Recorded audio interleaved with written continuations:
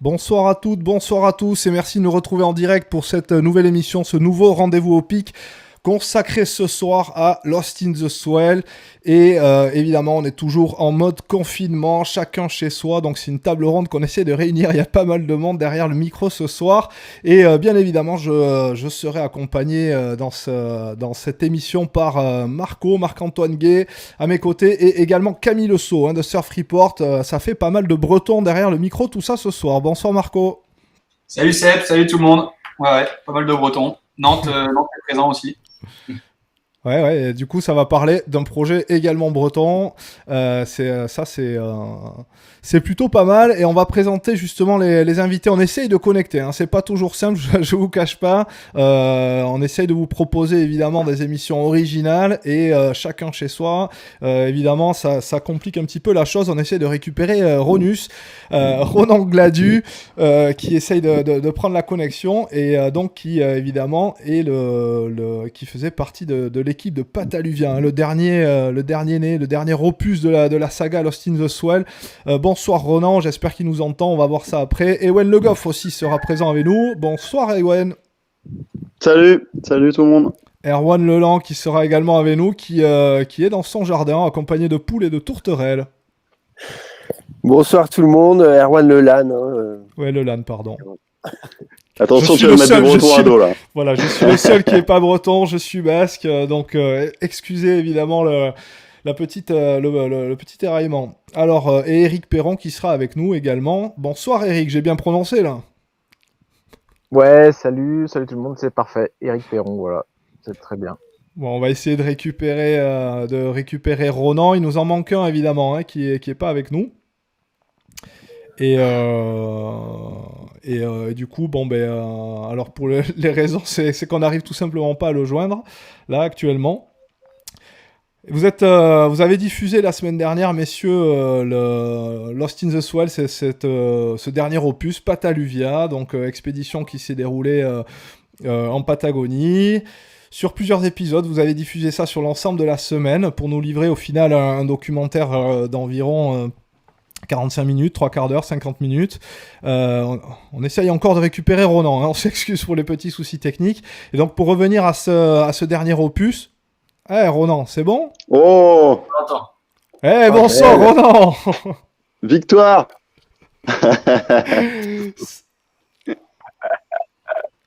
Non, il n'y a pas de souci. Donc on est en direct, Ronan. Donc vous voyez, comme quoi c'est du direct, tout est possible en direct. Merci évidemment à Ronan d'avoir bataillé. Ça fait bien 10 minutes qu'il bataille. J'étais en train de présenter votre expédition justement, Pataluvia.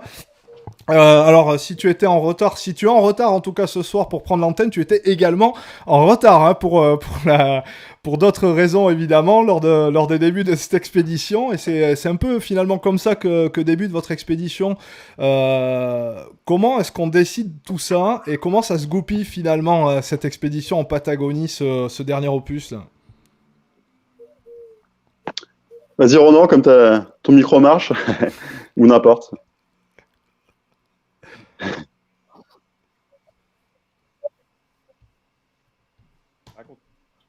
Ouais, voire nous deux, nous trois aussi, quoi. C'est vrai que l'histoire remonte il y a déjà 4-5 ans. À chaque retour de trip, on a l'habitude de continuer à survoler les cartes satellites pour retrouver d'autres vagues et essayer de repartir. Et on avait repéré cette zone-là depuis ce temps-là. Et donc avec un fort potentiel de surf. Et c'est pour ça qu'on était parti au Maroc pour tester le moyen de transport qui était les ânes. Et c'était vraiment dans le but de partir en Patagonie, peut-être pas avec des ânes, mais plutôt avec des mules, et d'explorer cette portion de côte-là. Et donc, pour ceux qui ont vu le Maroc, ils ont vu que c'était pas l'idéal. Donc, on a un peu laissé tomber parce que on voulait pas infliger les galères qu'on se tapait aux animaux. Et la notion d'autonomie avec des animaux aussi, c'est assez compliqué. Déjà que pour nous, ça l'est. Donc, gérer des ânes en plus, c'était pas simple. Et après, notre bonne étoile a fait que de fil en aiguille, on a rencontré Erwan. Et comme par hasard, il passait par cet endroit-là pour lors de son tour du monde. Et du coup, en gros, il nous avait proposé de le rejoindre. Et c'est comme ça qu'est né Patayubia. Et ensuite, Eric Perron, qu'on connaissait des spots un peu du monde de la voile en Bretagne, vu qu'on n'habite pas très loin, connaît également Erwan. Ils se sont rencontrés, donc c'est des bons potes. Et du coup, voilà, l'équipe des 5 lurons était formée. Et Pataluvia, pourquoi Pataluvia? Ça vient d'où ce... Alors c'est Pataluvia pour le français. Et sinon, c'est un jeu de mots. Ça joue bien. Ouais, voilà. En fait, c'est Patayubia, Lluvia qui veut dire pluie en espagnol. Et en gros, les Patagons, c'est les autochtones en fait qui ont été découverts par Magellan et du coup qui ont été surnommés par Magellan de ce nom. Et en fait, Patagon, ça veut dire grand pied. C'était des hommes apparemment qui étaient très grands, qui avaient des pieds énormes. Et du coup, voilà, c'était pour faire un clin d'œil aux gens indigènes ainsi qu'à la pluie qui nous a accompagnés tout au long du trip. Ouais, c'est ce que j'allais dire. Hein. C'est quand même un trip. Autant on avait été, on avait eu chaud pour vous sur d'autres expéditions. Autant là, on a plutôt eu froid et humide, j'ai envie de dire. Ronan, c'était quand même quelque chose d'assez compliqué parce que on rappelle, hein, tu étais derrière les manettes pour ramener les images de tout ça et on te voit. Alors c'est de manière assez éphémère, hein, mais moi qui connais un peu le milieu, j'imagine que ça a dû être vraiment compliqué et galère. Ouais, ça va. Hein. Bah ouais, écoute, en tant que Breton qui est passé pas mal d'hiver, qui est passé pas mal d'hiver à filmer sous la pluie, tu vois, je croyais que j'étais prêt et en fait, j'étais pas prêt du tout parce que c'était vraiment non-stop en permanence et du coup, bah ouais, j'ai pris l'eau. Je suis resté un peu à me congeler sur place. Mais ce qui était rigolo, c'est que quand on est arrivé, c'était coucher de soleil et quand on est arrivé sur le spot, on voyait qu'il y avait un gros nuage au-dessus et en fait le truc il est resté keblo au-dessus du spot du glacier et des montagnes à peu près pratiquement toute la semaine on était. Et Erwan Lelan, ce bateau justement, ils ont un petit peu profité, ou c'est une proposition qui est venue assez naturelle. Comment ça s'est passé finalement? Est-ce que est-ce que c'était sur ton chemin finalement tout ça, ou est-ce qu'ils t'ont un peu forcé la main à mettre la barre vers la Patagonie? Non, c'était sur le chemin du bateau Maewan. Il faut savoir que c'est une association, Maewan, où on profite de ce tour du monde pour embarquer des sportifs de haut niveau et sensibiliser à travers le sport à des problématiques environnementales et faire de l'éducation auprès des jeunes. Voilà, et donc la Patagonie et toute cette zone-là du Chili était sur le trajet. Et nous, quand on s'est rencontrés, donc la première fois, là à Puerto Montt, au nord des canaux de Patagonie, on venait de traverser de la Polynésie. Ça faisait 2 mois et demi qu'on était en mer à s'arrêter sur des petits îlots perdus. Et du coup, on s'est rejoint là à Puerto Montt. Ok. Et Eric là-dedans, comment ça s'est goupillé ton arrivée au sein de l'équipe et tout ça? Parce qu'au final, on vous voit dans le film, on a l'impression que 5 sur le bateau, voire 6, ça fait pas mal de monde finalement. Non, mais il est énorme le bateau, on se rend pas compte. Parce que là, tous ils râlent un peu parce qu'ils aiment bien râler, mais en fait. Ouais, ben moi j'ai rencontré Erwan il y a quelques années sur un trophée mer et montagne. Donc c'est un trophée donc en montagne, une petite expérience sportive où on mélange les alpinistes et les marins. Et du coup, Erwan m'avait parlé de son projet de partir autour du monde. Et puis bah, je lui ai dit bah tiens, s'il y a un créneau, etc. Bah moi je veux bien venir. Voilà. Alors il m'avait proposé plusieurs dates et à force de dire non, il fallait bien que je dise oui à un moment parce que mon programme ne le permettait jamais. Et puis là, au final, la Patagonie, d'entrée de jeu, ça m'avait plu. Donc j'avais déjà embarqué avant que les Lost émettent le projet en place. Et puis au final, Erwan m'a dit bah tiens, en plus il y a des Bretons qui vont peut-être venir au même moment, etc. Ça me branche. Et puis là j'ai dit bingo, c'est génial. Les Lost on les connaît un petit peu. J'aimais beaucoup ce qu'ils faisaient. Puis ça pouvait faire une belle équipe. Donc voilà, je me suis retrouvé en Patagonie avec cette fine équipe. Et là, j'ai une question pour Ewen et Ronan. En quoi la navigation avec Maïwan en Patagonie, c'était radicalement différent de ce que vous avez connu avec votre trimaran Goualaz au Salomon? Vas-y, Ronan, si tu veux.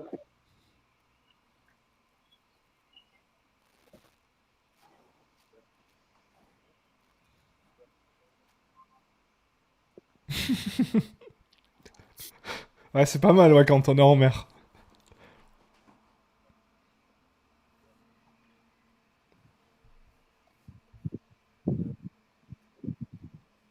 Quand on est parti au Salomon, je sais pas si ça se ressent tant que ça dans la web série, on était quand même très novices, tous les trois, et du coup très en stress sur plein de choses. Alors que là, le fait d'avoir Erwan et Rico qui étaient à gérer ça, c'était génial pour nous. Et faut savoir que c'est vraiment des endroits qui sont hyper flippants pour la navigation. Et du coup, je pense pas qu'on aurait pu le faire autrement qu'avec des pros, quoi. Et toi, Eric, qui est davantage habitué à la navigation au large et en solitaire, c'était un peu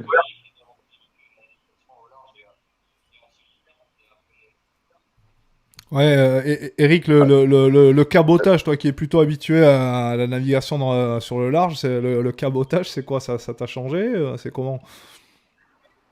Ah ouais, bah le cabotage ça ressemble plus à les vacances en fait par rapport à ce qu'on fait en course au large, mais là dans ces zones-là comme la Patagonie où la météo est hyper instable et au final on n'a pas beaucoup de données pour anticiper.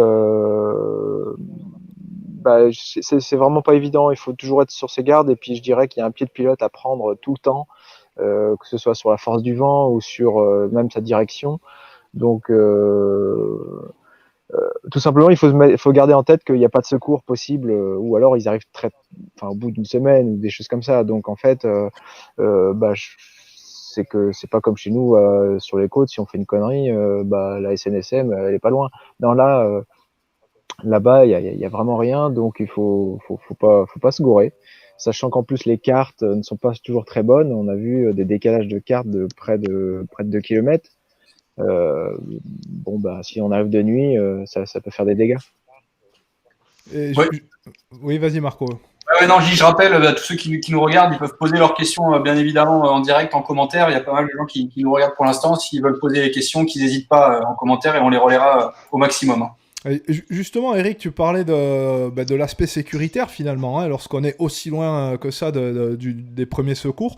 Je crois que c'est Erwan qu'on voit dans le film qui est blessé au doigt, si je ne me trompe pas. Et comment est-ce qu'on gère justement ce genre de situation lorsqu'on se retrouve... Déjà, j'ai envie de dire, lorsqu'on n'est pas blessé, est-ce qu'on appréhende un petit peu la blessure? Et lorsqu'on est blessé, comment est-ce qu'on le gère? Alors, déjà, c'est la prévention avant tout. Donc, voilà, si on n'a rien à gérer, tant mieux. Et après, on est tous un peu formés sur les premiers gestes, les premiers secours. Voilà, on a des formations presque obligatoires pour chaque course. Donc ça, c'est un bon point. Après, Erwan, qui est à bord, le capitaine du bord, ils ont une plateforme Docever qui sont partenaires et qui les assistent en cas de pépin. Donc il y a un docteur qui est H24 disponible s'il faut faire quelque chose, quoi. Alors évidemment, la pharmacie du bord, elle est bien complète pour pouvoir pallier à tous les problèmes, quoi. Mais Erwan pourrait peut-être en parler un peu plus par rapport à son expérience, qui lui aussi a été dans des contrées vraiment reculées. Contrairement à moi où on a sur les courses on est assez suivi au final médicalement, quoi. Ouais, ça c'est un des points en fait qu'on a toujours en tête quand on part que ce soit avant, moi je suis guide haute montagne aussi, j'ai fait pas mal d'expé, mais dès qu'on part en fait de la civilisation et puis de l'organisation des soins, on a ça en tête, on se dit bah, chaque blessure ou chaque faute, on va la payer pendant un moment, donc on a cette prévention normalement qui est là, on se modère quand même un peu plus sur les prises de risques et sur les inattentions. Et la gestion après, bah, on est un peu tout seul quand même à se soigner ou avec les gens qui sont sur le bateau. Mais on a cette assistance médicale qui est hyper confortable parce que à travers le téléphone, ils arrivent à faire des diagnostics qui sont avérés à chaque fois hyper fiables et précis. Et puis de nous donner exactement les médications et puis les façons de faire pour soigner correctement. Donc on a eu quelques accidents dans les 5 ans là, de voyage et ça s'est à chaque fois quand même bien déroulé. On parle souvent du bateau comme liberté totale de choix de parcours, mais j'imagine que ça comporte aussi quelques contraintes. Là, je vais m'adresser à Ewan et Ronan, notamment pour le surf et l'accès au spot. Quelles sont les difficultés en matière de navigation? Bah, c'est vrai que notre tout premier trip, c'était Désillusion, là. Donc, on est parti essayer de survivre pour surfer sur une île déserte en Indonésie. C'était compliqué de se déplacer sans bateau sur des îles. Mais d'un autre côté, après ça, donc c'est pour ça qu'on est parti sur l'idée d'avoir Gualaz et d'aller donc aux îles Salomon. Et c'est vrai qu'à ce moment-là, on s'est rendu compte que c'était pas facile parce qu'il faut estimer la qualité et la taille des vagues derrière. Et pour ça, on n'a pas l'habitude. Et donc c'est pas simple et il faut penser au bateau avant tout, avant les vagues. Donc abriter le bateau, etc. Parce que Erwan pourra en parler mieux que moi aussi, mais c'est voilà, notre survie en dépense et non seulement c'est notre maison, mais c'est notre moyen de transport et notre moyen pour rentrer à la civilisation en cas de pépin. Donc c'est vraiment pas simple d'allier la navigation et le surf. C'est pas après bon, on n'a toujours pas trouvé le moyen de transport idéal. Hein. Il y a à chaque fois des contraintes et des avantages, mais heureusement qu'il y avait Erwan et Erico qui étaient là. Je pense que ça a bien optimisé le temps qu'on a gagné justement sur le choix des mouillages et les choix météo, quoi. Oui, parce qu'à un moment donné, on vous voit arriver quasiment de nuit. Hein. Là, c'est un... Comment ça... Bon, là, ça se gère plutôt bien, finalement, l'histoire. Mais on imagine que l'expérience, évidemment, de Erwan et Eric là-dessus permet de s'installer tranquillement. Et pourtant, malgré ça, les accès au spot, comme disait Camille, restent quand même compliqués, hein, parce qu'on vous voit marcher pour accéder à ce fameux spot, on va y revenir après, hein, mais vous trouvez quand même, parce que c'est aussi ça l'objet initial de vos voyages à Lost in the Swell, vous partez quand même aussi chercher des vagues complètement dingues, et là vous arrivez finalement à votre objectif avec cette droite qui est juste incroyable, et malgré la distance, malgré le mouillage, etc., on vous voit partir très tôt le matin, je crois que c'est 7h du matin, et vous arrivez à 13h au spot, hein, finalement, la première fois. Ouais, alors là, c'est vrai que c'était le premier jour. Donc en gros, on a débarqué sans le matos et on a été voir si on pouvait accéder à pied au spot sans mettre les combis parce que Ronan n'avait pas pris de combinaison vu que on était assez restreint au niveau matériel, donc il n'avait pas pris son matos d'aqua ni rien. Et l'idée, c'était quand même qu'il puisse venir filmer les sessions, donc c'était pour voir s'il pouvait venir à pied. Et le temps de faire cet aller-retour-là, plus retourner au bateau, prendre le matériel, etc., ouais, on s'est levé à 5h du mat et à 13h, on était en place. Après, chaque jour, ouais, ça nous prenait plus de 2 heures de traverser de passer la pointe de l'homme mort, la rivière de l'homme mort avant d'arriver au spot de l'homme bien vivant. Et pourquoi la rivière de l'homme mort? Non, j'ai vu, je fais un clin d'œil à un gars là, qui a mis un commentaire sur YouTube, ça m'a bien fait marrer. Parce que c'était super hostile. C'était, voilà, non seulement ça caillait, il pleuvait, mais on était au milieu de nulle part. Entouré de montagnes et de glaciers, donc c'était un peu le western sous la pluie, quoi. Alors les gens ne vous voient pas évidemment, hein, on n'entend que votre voix, mais Ronan, tu as le sourire scotché depuis tout à l'heure, on a l'impression qu'il y a beaucoup d'images nostalgiques qui traversent ton esprit à ce moment-là.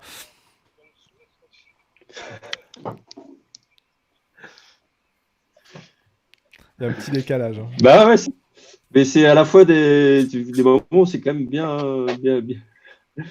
Genre, parce que de marcher en ciré, avec moi, vu que mon matos, je suis obligé de le ramener à chaque fois, c'était assez, assez sport. Mais bon, c'était rigolo parce que c'est une forme de découverte aussi de comment vont être. C'était assez bizarre parce qu'on était hyper proche du. On n'avait même pas d'indicateur, tu vois, ou de choses pour nous dire si la houle était plus grosse, plus petite, si le vent était vraiment offshore ou pas. Donc c'était, on y va quoi. Et puis dans les derniers mètres où on se rendait vraiment compte de la taille qu'il y avait, de comment était le vent. Ce qui était bien, c'est que c'était offshore tous les jours et parfait tous les jours. Donc c'est cool. Frustré de ne pas avoir fait d'aqua? Ouais. Il y a un petit délai hein, avec Ronan, je pense. Non, parce que ça avait l'air d'être pété de jus et désolé. Ouais, il y avait l'air d'avoir beaucoup de courant. Et puis c'est une vague qui est longue et du coup faire de l'aqua, ça veut dire rater les 3/4 de la vague. Donc pas tant que ça déçu. Et j'en reviens à l'humidité permanente parce que c'est quelque chose qui est quand même qui traîne sur l'ensemble du film aussi. On a l'impression qu'il n'y a jamais un moment. Alors je crois que c'est toi, Ewen, hein, tu cumules couche sur couche, allant de la cuissarde à la triple chaussette. Et cette humidité permanente, justement, est-ce qu'à un moment donné, ça pèse pas sur le moral un petit peu? Alors j'imagine que Erwan ou Eric, vous êtes peut-être un peu plus habitués à des situations comme ça, mais est-ce que finalement, à la longue, au bout d'un mois, c'est pas pesant, quoi? Pour le, c'était surtout la dernière, à la fin du trip là. Ouais, mais malgré tout, je serais quand même mieux sous les tropiques. Hein. La question qu'on avait préféré le chaud ou le froid au final. Ouais, c'est pas pareil, mais tu vois, en fait, les 3 premières semaines, ça allait parce que on avait beau prendre de la pluie, on pouvait quand même aller s'abriter dans le bateau, donc on avait toujours des fringues secs. Et au moment où on arrivait sur le spot, le premier jour, il nous restait encore des vêtements secs, donc pas de souci. On a fait nos allers-retours, tout ça, sauf que le soir, on était trempés jusqu'aux os. Et les jours d'après, autant les 2 premiers jours, c'était l'euphorie. On a surfé de 4 à 6 heures par jour, plus aller-retour. Donc on était, au bout de 2 jours, moi perso, j'étais cuit.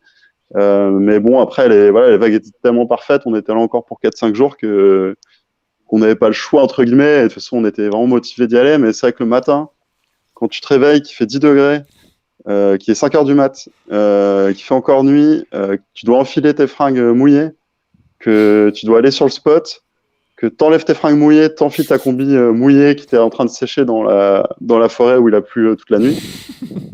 Et rebelote le soir, ouais, c'était vraiment, vraiment sport. Je pense qu'on n'aurait pas pu faire ça plus qu'une semaine sur le spot. Quoi.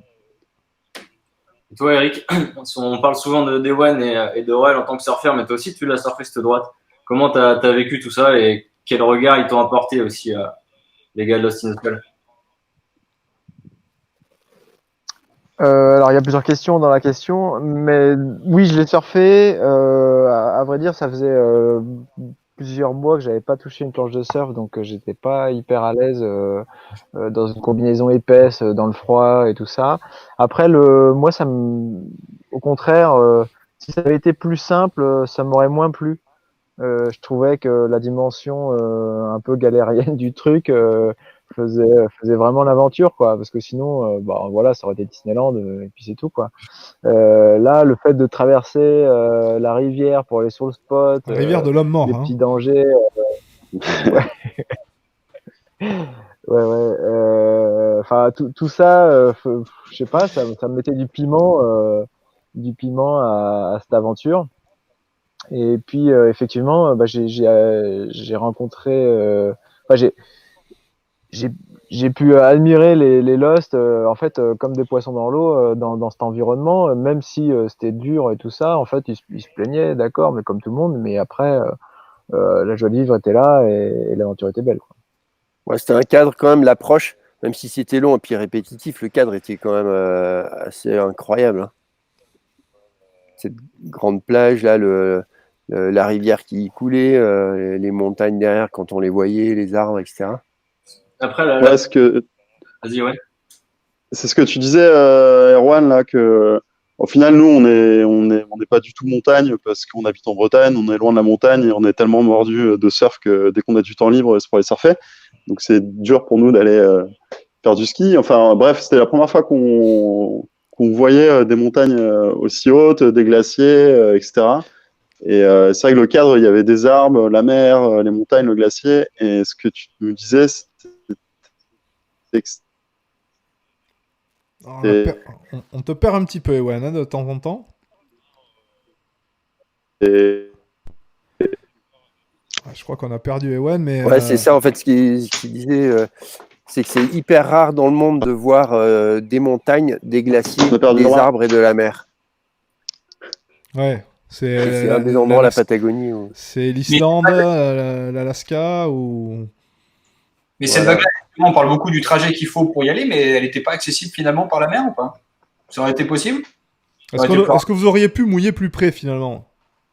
C'est la question qu'on se pose. Bah, en fait, on aurait pu mouiller plus près, peut-être, mais non, pas vraiment, parce que les mouillages, le bateau, on essaie de trouver un endroit où on est confortable quand on est au mouillage.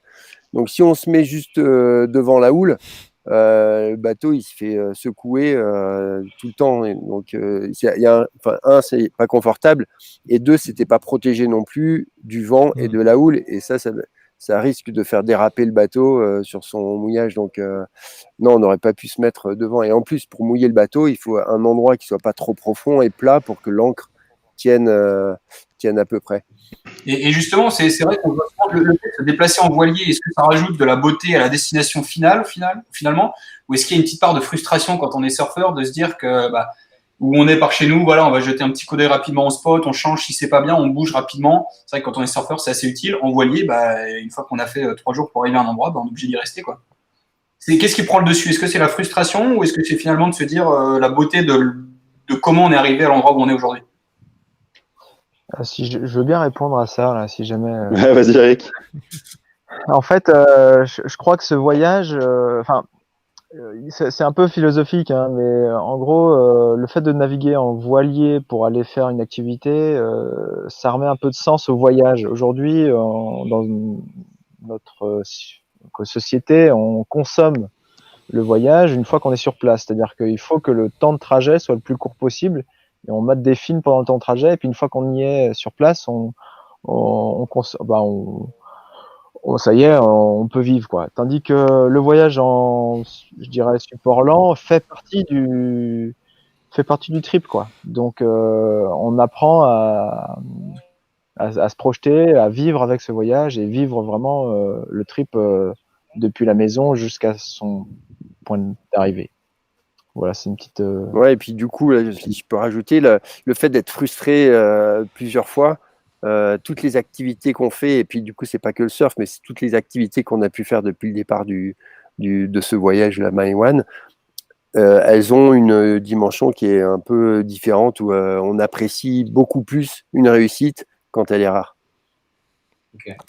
Ça, c'est un peu un des leitmotifs de tes aventures Maïwan. Erwan, c'est un peu ça, c'est le fait de prendre son temps, que chacun partage ses connaissances, et quand tu prends un peu de recul et que tu vois les gars de Lost in the Soul qui scorent, qui trouvent une vague, que tu vois Eric aussi qui surfe, les paysages et tout, j'imagine que ça va être une satisfaction, une fierté. Bah, carrément, surtout que là, la tension monte, hein, parce que mais un voyage, ça dure un mois. Si il se passe rien, c'est hyper frustrant, quoi. Sauf que donc là, il s'est passé quelque chose, mais à la fin. Donc là, ça commence à être tendu un peu. Et puis au final, ça l'a fait. Et c'est souvent le cas, hein. On arrive quand même souvent à trouver une destination ou un endroit qui fait que l'activité peut vraiment se mettre en place et qui est assez majeure. Ça a été le cas pour la highline, pour le base jump, pour le ski, pour pas mal de choses. Vous le Oui, dites très. Avec des questions qu'on m'a posées de personnes qui ont regardé la série.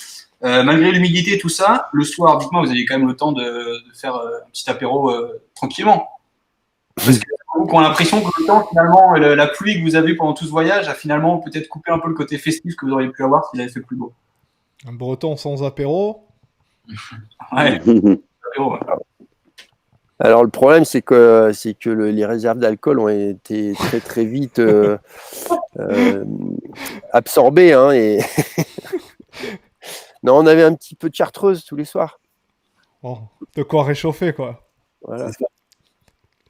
Et Non, quand on a surfé là, on avait vraiment des grosses journées. Et du coup, le temps de rentrer, de se changer, de faire à manger, on allait dormir. Donc c'était de se pas. réchauffer peut-être? Ah non, pas ça. Non, se réchauffer, non, parce que c'était un sujet un peu tabou le chauffage. Donc on a. Et Erwan voulait vraiment tester nos capacités de résistance jusqu'au bout.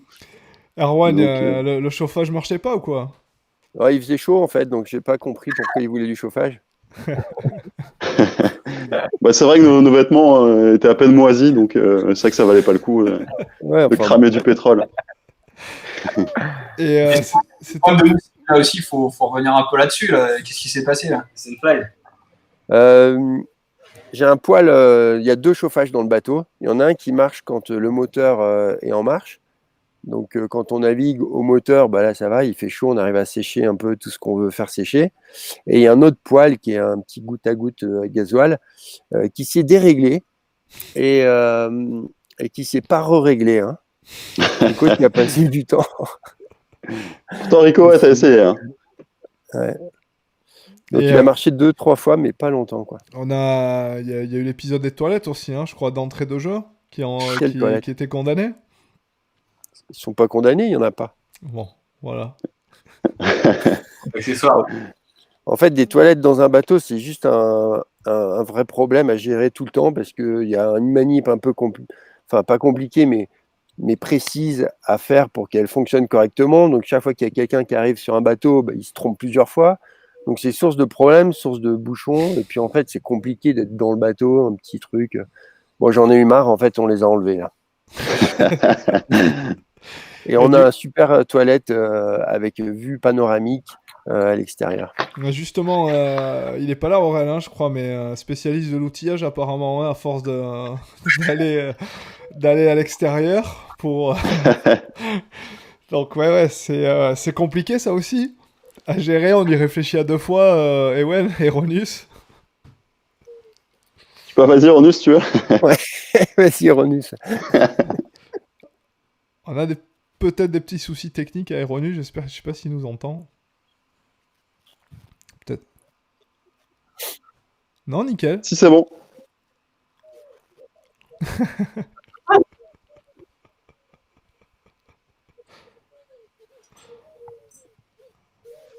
Oui, c'est bon, vas-y. Il y a un gros décalage, mais c'est bon.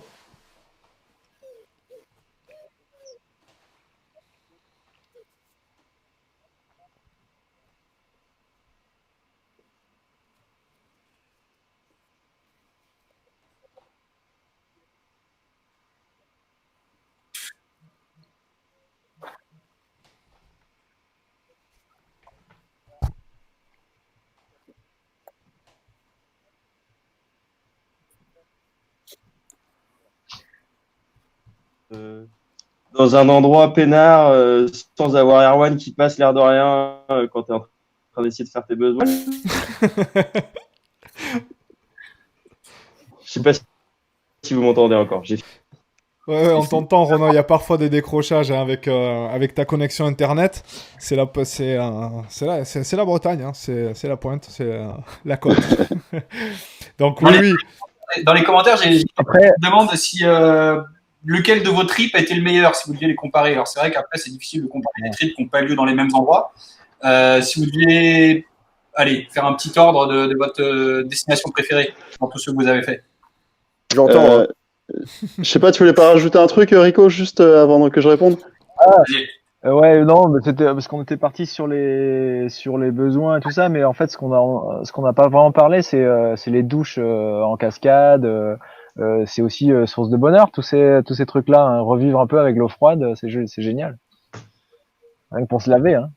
Ouais, c'est ça. Parce que oui, évidemment, on parle des besoins, mais il y a aussi ce besoin de douche, justement. Comment est-ce que ça s'est passé, ça? Comment est-ce que vous avez géré cette partie-là? Parce que là aussi, j'imagine qu'on réfléchit à 2 fois.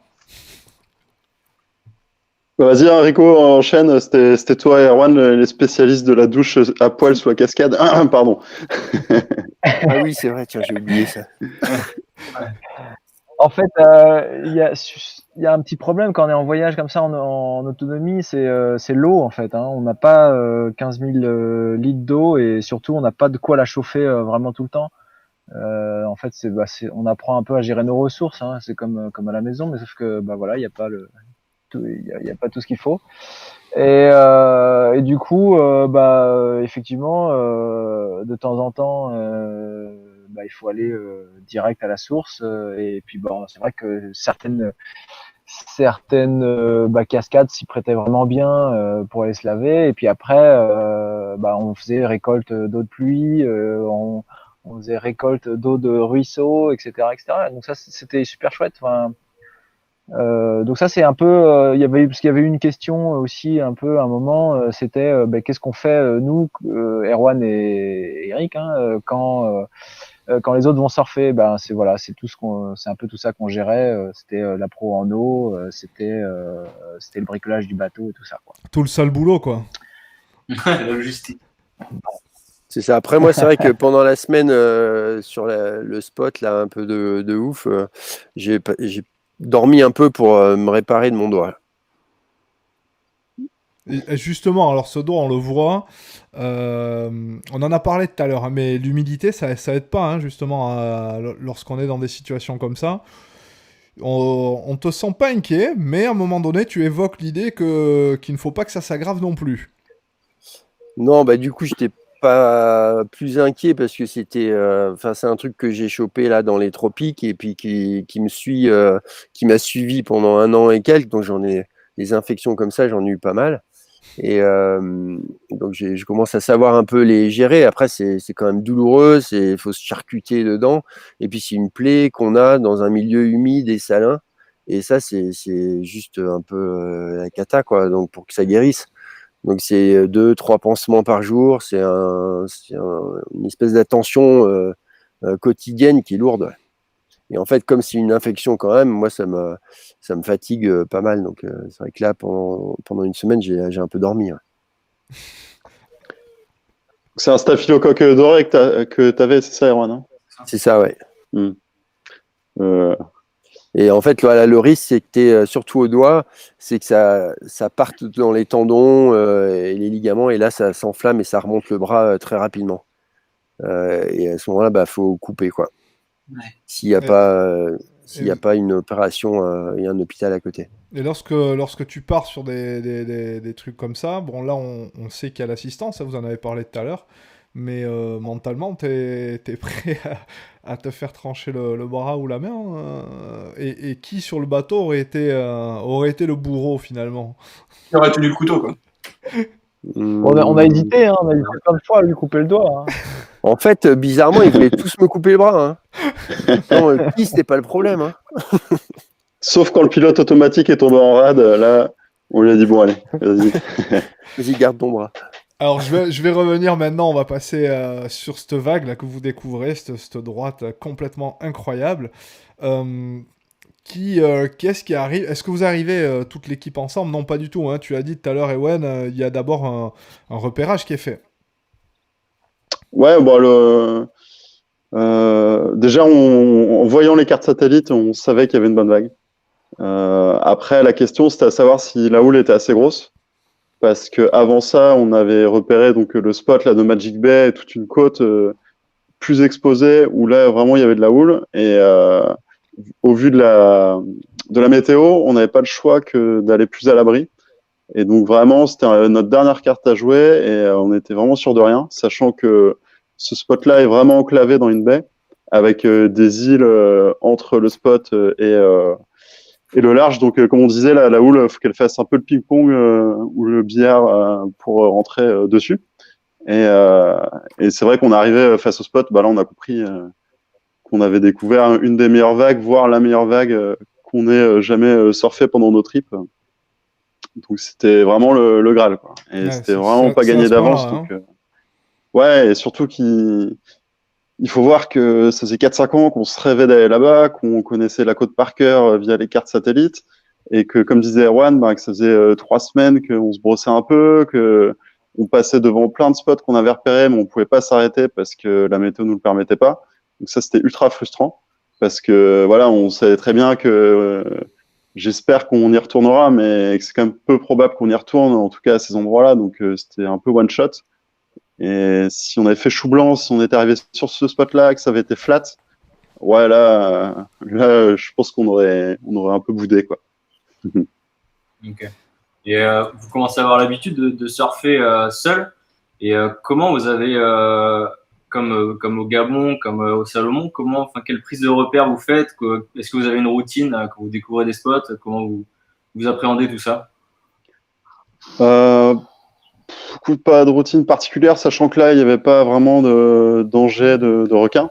Donc, c'est vrai que pour le coup, le Gabon, ça avait été un training assez intense au niveau de la gestion du stress dans l'eau. Là, pour le coup, c'était quand même plus cool. Il y avait un Ensuite, gros cas, non comment?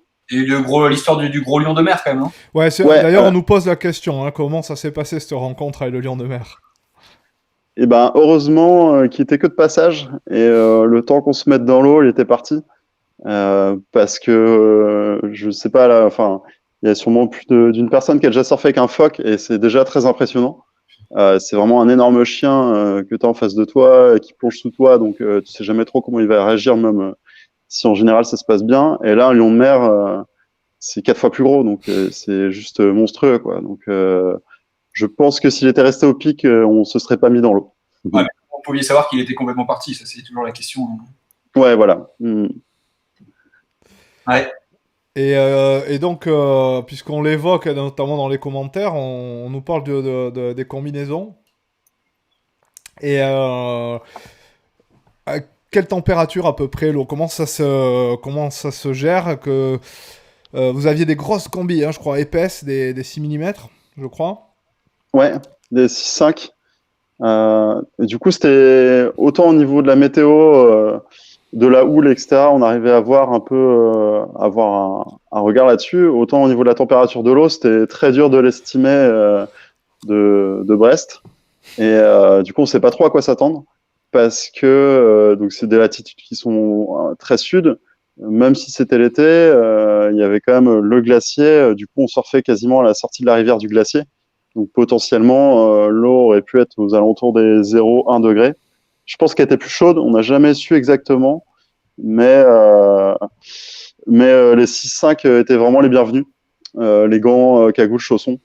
Euh, Après, peut-être Rico, tu peux parler de tes sessions sans gants, voir si ça allait. Ouais, moi je surfais moins longtemps que eux, parce que j'avais un métier moi à bord, quoi. Euh, de bricolage.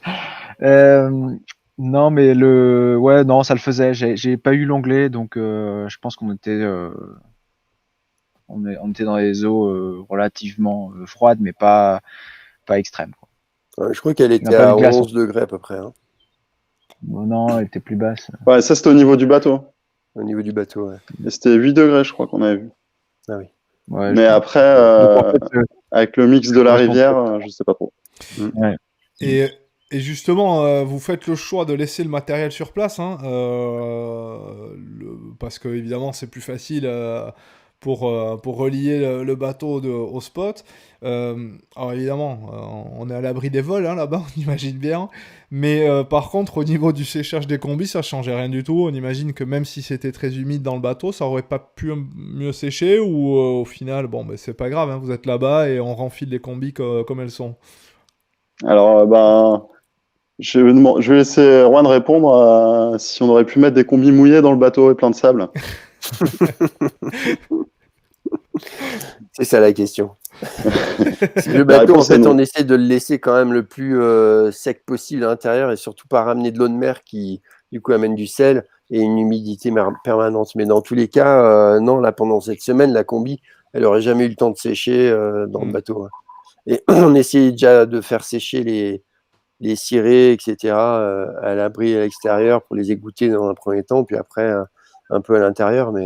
Mais on n'a pas la place d'étendre 2 combis, 5 cirés, pantalon, veste, etc. Pourtant, il y a un joli auvent qui est bien à l'abri. Et ben, sous le haut vent, ouais, on arrivait à égoutter un peu les cirés. Mais ça chauffait pas trop.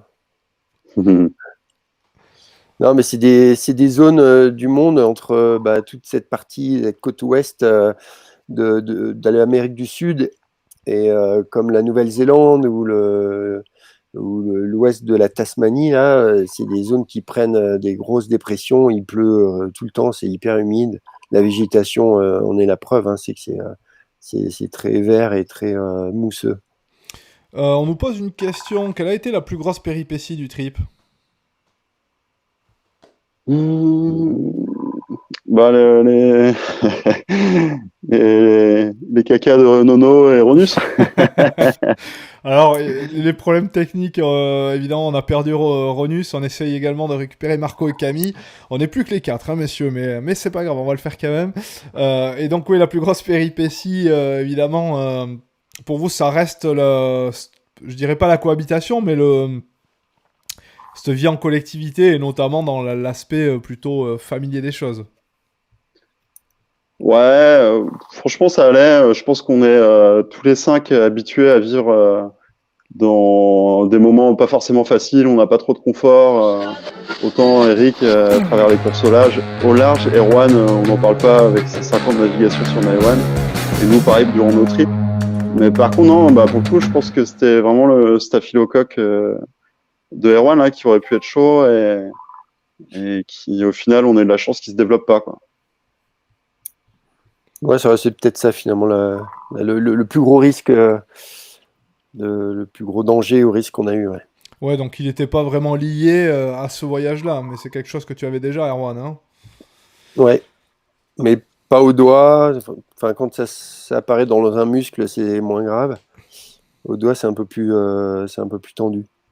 Parce que ce genre de coup de pression au niveau santé, c'est un truc que vous avez connu aussi, Ewen, dans des illusions. Oui, ouais, carrément, ouais. Bon, aux désillusions, on avait un peu fait n'importe quoi. Enfin, on n'avait vraiment pas de budget. On est parti avec 3 fois rien, donc on n'avait pas de moyens de communication. Donc on n'avait pas de téléphone satellite. Donc là, pour le coup, si il nous arrivait quoi que ce soit, c'était vraiment chaud. Mais ouais, on est rodé. Après, c'est vraiment comme disait Eric, hein, c'est vraiment la prévention parce que, comme disait Erwan, une fois que ça t'arrive, tu sais que tu vas en baver, et que ça peut être chaud et que tu peux vite mettre ta vie en danger. Donc mine de rien, même si on rigole et qu'on a l'impression de faire n'importe quoi, on réfléchit quand même un peu à ce qu'on fait, quoi. Alors, on nous pose une petite question par rapport au financement, parce que vous faites rêver beaucoup de monde, évidemment, hein. Même si, moi, d'un point de vue personnel, parce que je suis un peu frileux, j'ai plus rêvé avec les Salomon. Mais c'est vrai que cette droite, elle est tout simplement incroyable, et évidemment qu'on a envie de la surfer. Mais concrètement, même si nous, en interne, on connaît la réponse, comment est-ce qu'on arrive à financer des projets comme ça? Je peux répondre. Ronan, t'es de retour?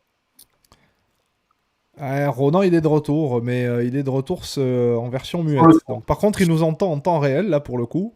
Mais alors, vous le voyez pas, mais il nous fait passer des post-it. Donc, on n'arrive pas encore à lire sur les lèvres, hein. Désolé, Ronan. Mais Ah mince. on sait que on sait que tu es avec nous déjà. Donc oui, comment... Bon, je peux répondre pour ouais, Lost c'est in the ça. Swell, du coup. Nous, on vit, enfin, c'est principalement des partenariats privés avec différentes marques qui nous permettent de réaliser ces projets-là. Donc, c'est Oxbow qui nous suit depuis plusieurs années, qui vraiment ont cru en nous et nous donne les moyens de vivre une partie de l'année de ça et donc de nous dégager du temps pour préparer les projets. Parce que mine de rien, on dirait pas, mais c'est quand même beaucoup de préparation en amont, justement essayer de contacter différents partenaires pour essayer de boucler la boucle. Et ensuite, c'est également via les ventes qu'on fait sur le site, donc via les gens qui nous soutiennent à travers l'achat de t-shirts ou de livres. Et donc, avec tout ça, on arrive à mettre bout à bout le budget sans pour autant être les rois du pétrole. Et pour toi, Erwan, ça se passe comment? Ouais, ben moi c'est un peu le même mécanisme. Donc on a l'association Maïwan avec des partenaires et des financements qu'on a pour mettre en place nos actions éducation, nos actions environnementales. faire fonctionner le bateau et puis continuer ce périple. Mais c'est une recherche en fait permanente de support financier, de collaboration avec des entités, des sociétés, des sponsors. Aujourd'hui, on est très bien suivi par une marque de montres suisse, Ballwatch. On a des partenaires comme Fanatic, comme Julbo, comme Petzl, comme les Carreaux d'Arrache, qui sont une commune là en Haute-Savoie où on a nos bureaux aussi, et puis les bureaux de l'association, et puis pas mal d'autres partenaires qui nous suivent au long du voyage. J'ai une question qui est certainement plus pour Ewen et Ronus. On nous demande s'il y aura des rencontres pour remplacer les avant-premières de la série qui ont été annulées à cause de la pandémie qu'on connaît actuellement. Est-ce que vous avez prévu des points de rencontre? 1, 2, test. Oh, Ronan. Oh, le retour de Ronan. Ronan revient au bon moment. Attends, j'essaye de voir. Voyons Ronan si tu es avec nous à l'antenne. Ouais, normalement, je vous ai entendu. Et la question, c'était est-ce que on avait prévu de faire des rencontres après? Ouais, je sais que vous aviez prévu de faire des avant-premières ou en tout cas des séances pendant la semaine dernière et que ça a dû être annulé à cause des circonstances qu'on connaît. Donc, la question qu'on nous pose aussi en commentaire, c'est est-ce qu'il y aura des rencontres qui vont être prévues ou mises en place pour échanger encore avec votre public? Alors, on ne sait pas encore totalement dans le marbre, mais oui, on essaye de réfléchir à ça. Et c'est Ewen qui avait beaucoup bossé sur toute cette tournée magnifique qu'on devait faire. Je sais pas si tu as plus d'infos en moi. Ouais, ça l'idée, c'est pourquoi pas de faire des projections si les gens ils ont envie de venir nous rencontrer, de regarder le film sur grand écran, carrément. Après, voilà, hein, comme tout le monde on est un peu dans le flou, on sait pas trop comment la suite va se passer, si on va pouvoir retourner au cinéma dans les mois prochains, donc dans la mesure du possible, carrément. Et sinon, Ronan va faire une version de la web-série en film Une qui version sera X. destinée à la télé, mais aussi au festival de films d'aventure. Et donc, on est déjà sélectionné pour le festival de films d'aventure de Montpellier. Donc, on va postuler à celui de La Rochelle et à d'autres. Donc, je pense qu'il y aura plusieurs occasions de venir nous rencontrer, de voir le film sur grand écran. Au top, super bonne nouvelle. Ça vous fait quoi justement lorsque vous voyez qu'il y a une communauté qui vous suit depuis maintenant quasiment une décennie? Comment ça vous fait quoi? Parce que finalement les gens vieillissent un peu avec vous aussi. Heureusement, hein, parce que justement, on a l'impression de se voir vieillir quand on va voir nos premières vidéos. Et non, c'est cool. C'est hyper sympa de voir tous les commentaires positifs, justement, de plein de gens qui nous disent que ça fait très longtemps qu'ils nous regardent et qu'ils nous suivent. Et c'est vrai qu'on était hyper contents à l'idée de rencontrer tous ces gens-là parce que c'était vraiment génial quand on avait fait notre tournée en revenant du Gabon, hein. Et donc c'est pour ça que j'ai hâte qu'on puisse se refaire plein de bisous et se rencontrer, se serrer la main. Bon, les gars, j'ai parié 50 € que j'arrivais à avoir l'exclu de votre prochaine destination. Voilà.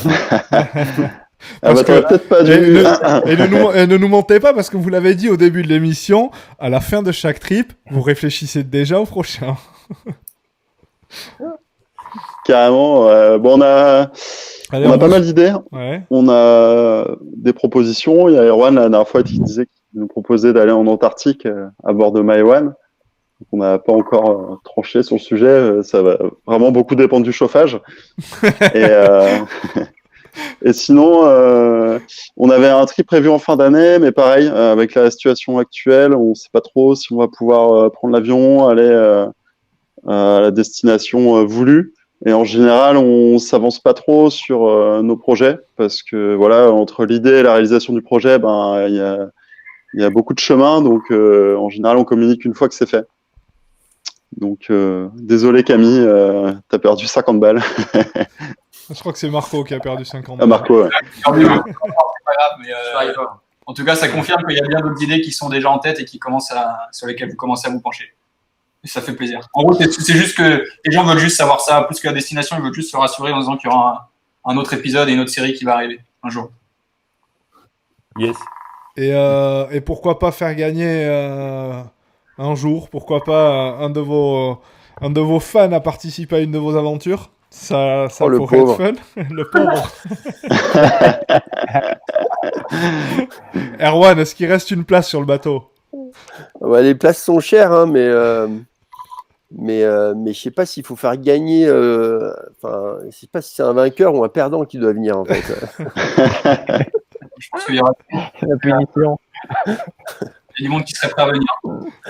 Ouais. Et là, Erwan, toi, tu serais prêt à réinclure du surf dans tes aventures avec Maïwan? Ouais, carrément. C'était une idée en fait qui était déjà dans la tête depuis un moment, depuis qu'on est arrivé dans le Pacifique quasiment, donc c'était 2017.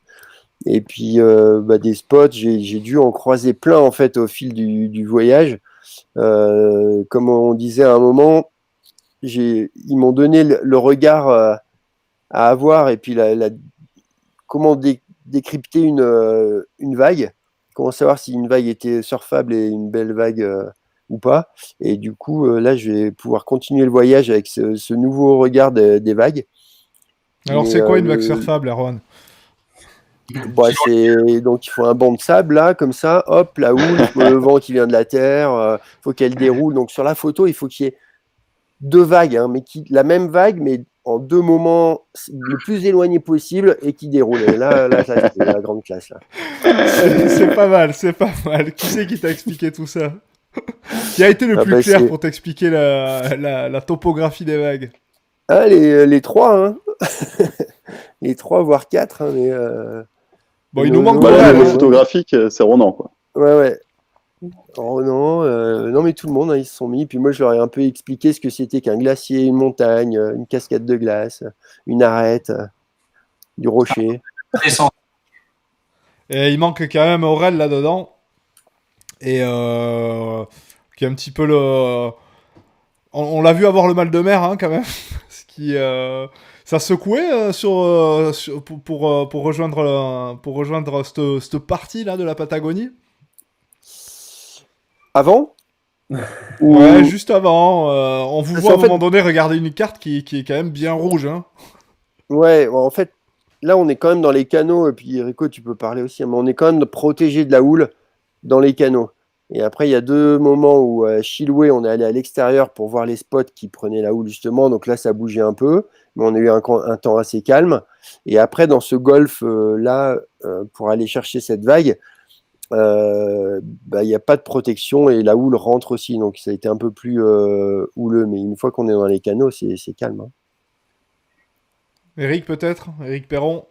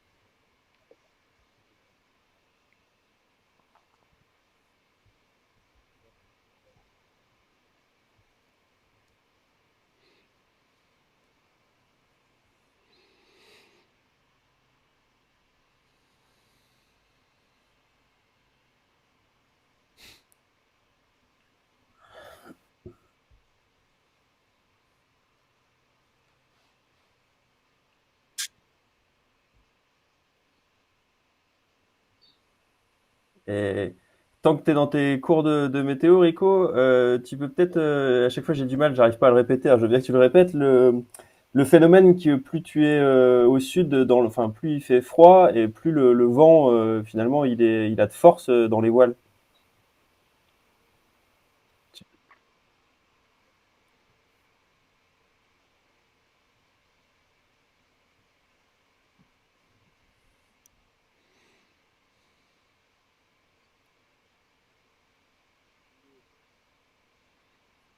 C'est le, f- c'est le fameux phénomène du rideau de douche. Ouais, c'est un autre phénomène, mais qui s'en rapproche.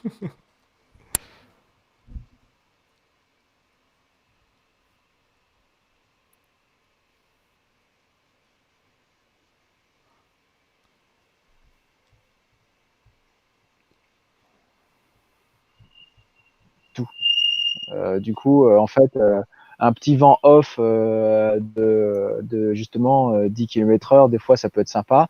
Mais le même vent, la même force de vent, 10 km/h de vent off à 5 degrés, ça n'a pas du tout le même effet sur tout ce que ça rencontre, quoi. Donc sur l'eau, voilà. Si c'est ça que tu voulais c'est ça que tu voulais parler, Ronus. Non, c'est top. L'explication est très claire. Messieurs, je pense qu'on a fait le tour un petit peu de tout ça, même si vous nous laissez sur notre faim en ne nous donnant pas le lieu de votre prochaine expédition. Je vois Ronus son sourire. Je sais qu'il y a 2-3 trucs dans les tuyaux. Mais j'espère qu'on en saura plus. Peut-être ah oui, je vois on vous propose, messieurs, pourquoi pas la Méditerranée. Voilà ce qu'on nous demande dans les commentaires.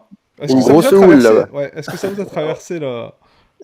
Carrément, ça nous a déjà traversé l'esprit, mais c'est le niveau supérieur de la météo. Hein. C'est hyper compliqué le surf en Méditerranée. Hein. C'est vraiment.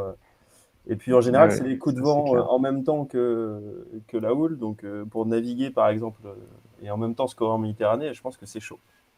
Le programme de chacun là, pour les jours, semaines qui arrivent, ça va ressembler à quoi? Bon, hors confinement, je veux dire, dès que tout ça s'est levé et dès que ça va un petit peu mieux, les projets de chacun, ça va partir sur quoi? Et t'as des infos, c'est quand? Justement, il y a une question que j'ai envie de vous poser. Lorsqu'on est des voyageurs comme vous, lorsqu'on est souvent sur la mer, et qui plus est lorsqu'on est des marins invétérés comme vous, c'est pas compliqué ce confinement? Comment est-ce que ça se passe? Ou est-ce que finalement ça vous fait du bien un petit peu un break? Oui, je vais... Vas-y, Erwan. deux mots, mais pour le coup, et j'ai l'impression que je suis pas le seul, mais moi, ça me fait un bien fou de pouvoir rester posé chez moi sans bouger. Et là, ça fait 5 ans que je cours autour du monde et j'avais qu'une envie, c'est de me poser. Donc pour le coup, je suis désolé pour tous ceux qui le subissent, mais moi, je trouve ça hyper agréable d'être chez soi et de pouvoir faire plein de choses que j'ai jamais le temps de faire. Là, on a un super site internet qui vient de sortir. Hein, je vous invite à aller le voir. myone.com. Il y a notre chaîne YouTube qui vient de sortir aussi. Et puis on vit un peu le moment présent chez soi. Là. Après, on a cette habitude de rester enfermé qui est finalement qu'on a aussi sur le bateau quand on navigue. Eric, peut-être là-dessus? Oui, bah, je rejoins Erwan là-dessus. Hein.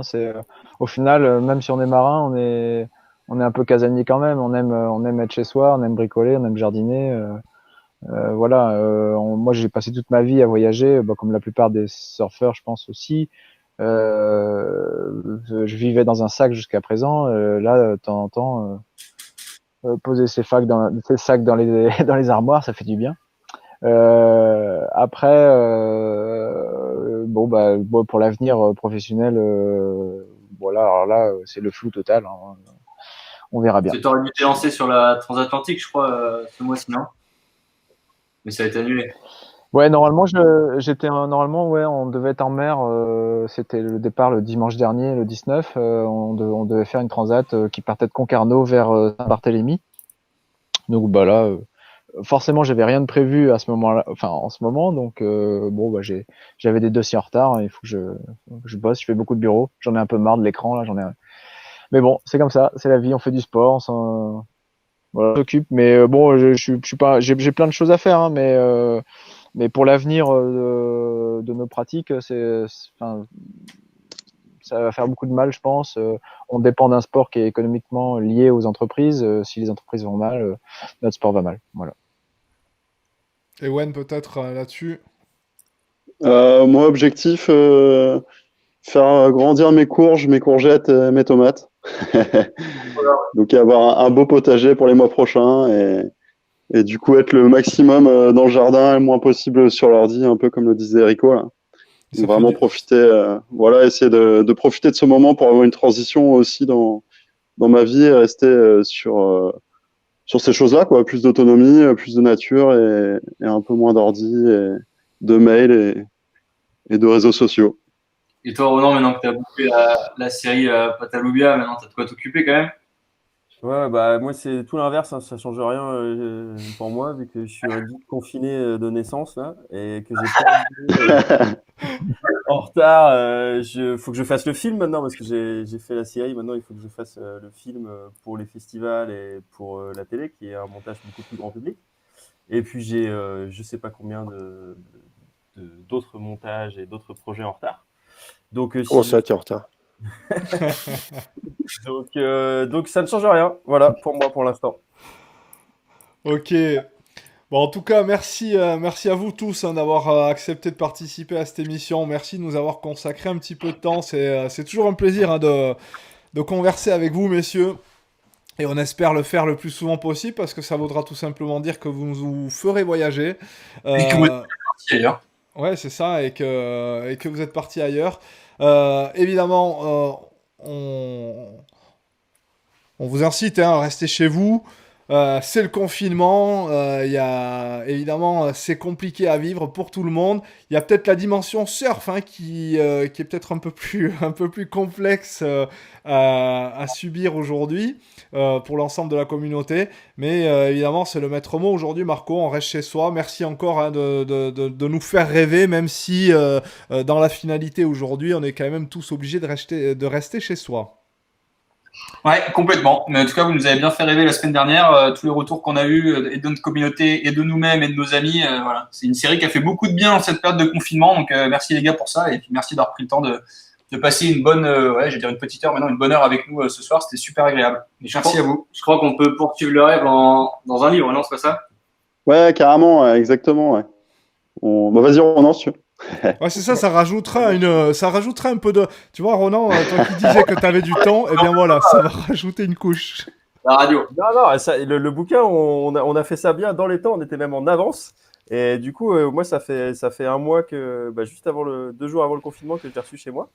Et on va pas se jeter des fleurs, hein, mais je trouve que c'est un des plus beaux qu'on ait fait de le Signe de Sweat jusqu'ici. Là, le format, il est cool. Et voilà. Du coup, c'est un beau petit objet. Eh bien, qu'on vous invite évidemment, vous qui êtes derrière vos écrans en train de nous écouter, qu'on vous invite évidemment à acheter, puisque c'est encore quelque chose qu'on a le droit de faire aujourd'hui, d'acheter des livres et de lire. Merci à toutes et à tous encore une fois. Hein. Je rappelle Ronan Gladu, Eric Perron, Erwan Lelan et Ewen Le Goff. Il nous manquait Aurel Jacob, hein, mais qu'on va avoir des nouvelles très rapidement, on s'inquiète pas pour lui. Merci encore Marco, Marc-Antoine Gay et Camille Le Sceau de Surf Report qui était avec nous, qui a bravé, je dirais pas l'interdit, mais qui a bravé les problèmes techniques hein, pour nous rejoindre aujourd'hui, parce que ça fait quand même quelques émissions qu'il essaye d'être avec nous, Camille. C'était encore une fois un plaisir, messieurs, d'avoir cette conversation, cette longue conversation avec vous. Merci à toutes et à tous. Passez une excellente fin de soirée. Et je vous dis à très bientôt. Yes. Ouais, merci. Ouais, bonne soirée. Ciao. Salut tout le monde. Ciao, Ciao. les gars.